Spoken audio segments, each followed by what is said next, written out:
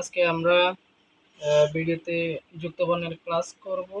আমরা যুক্ত বর্ণের যখন ক্লাস করি তখন আমরা আজকে গুরুত্বপূর্ণ কয়েকটা যুক্ত বর্ণ দেখব, যেগুলো পড়ার সময় আমাদের ছাত্রছাত্রী অথবা আপনাদের বাচ্চাদের অনেক সমস্যা হয়।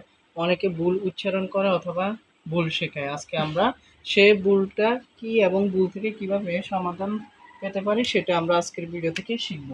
এখানে যুক্ত বর্ণ ক্লাসে প্রথম যে অর্থাৎ শব্দাংশটা আছে সেটি হচ্ছে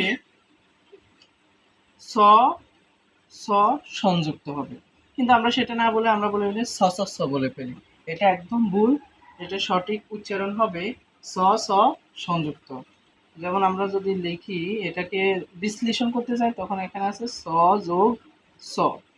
আমরা আজকের এই ভিডিওতে এখানে গুরুত্বপূর্ণ 10টা যুক্ত বর্ণ নিয়েছি, যেগুলা দ্বিতীয় থেকে পঞ্চম শ্রেণীর বই এবং কি উপর ক্লাসগুলোতে বেশি বেশি থাকবে।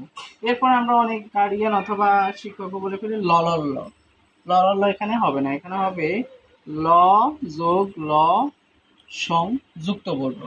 আমরা ল যোগ ল সং যুক্ত বলবো। আচ্ছা, এরপরে দেখো এখানে আছে আমাদের ব বসনযুক্ত। ব যোগ ব যদি আমরা বিশ্লেষণ করি তাহলে ব যোগ বসনযুক্ত হবে, কিন্তু আমরা সেটা না বলে বলি ব ব ব, যেটা একদম ভুল। তারপরে আছে এখানে ট যোগ ট, অর্থাৎ ট ট সংযুক্ত, কিন্তু আমরা সেটা না বলে বলি যে ট ট ট। এটা একদমই ভুল উচ্চারণ। আজকের এই ভিডিও থেকে আপনারা এবং আপনাদের বাচ্চাদেরকে একদম অ্যাকুরেট যে যুক্ত বর্ণের উচ্চারণ সেটা শিখাতে পারবেন। এরপরে এখানে আছে মদিনার স যোগ দন্তন্য, অর্থাৎ আমরা যে কৃষ্ণ বলি সেটা।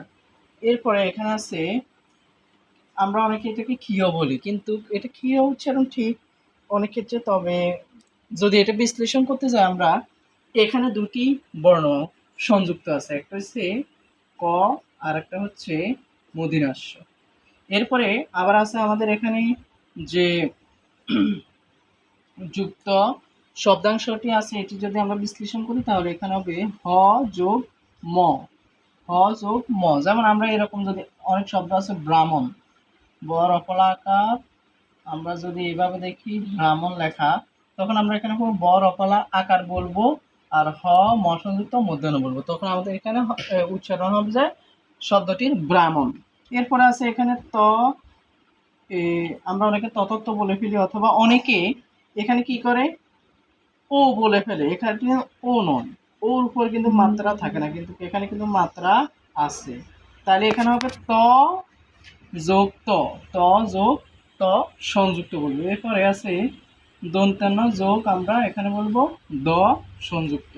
তারপরে এখানে আছে ক র যোগ রপালা, এখানে ক যোগ রপালা আছে। তো এইভাবে আমরা যদি যুক্ত বর্ণগুলো পড়ি, এই ভিডিও থেকে জানি শিখি, আমাদের জন্য বেটার হবে। আর ভিডিও থেকে লাইক কমেন্ট শেয়ার করবেন।